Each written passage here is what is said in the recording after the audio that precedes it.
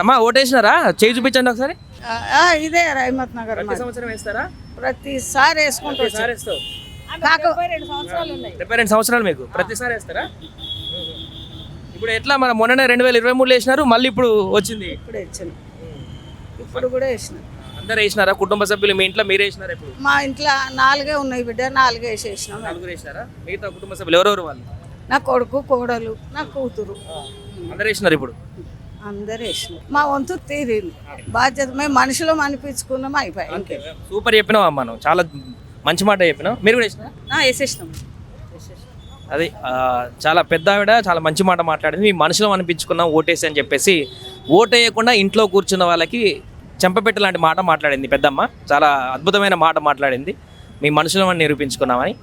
ఆమెను చూసైనా చాలామంది ఓట్లు వేయకుండా ఇళ్లల్లో ఉండేటువంటి వారు వచ్చి పోలింగ్ బూత్కి వచ్చి, ఎవరు మీ ఇష్టం ఉన్న అభ్యర్థి ఎవరైనా పర్వాలేదు, వారికి వచ్చి మీరు ఓటేయండి, మీ హక్కుని నెరవేర్చుకోండి. ఆ విషయాన్ని చాలా మంది చెప్తున్నారు. ఎలక్షన్ కమిషన్ కూడా చెప్తుంది.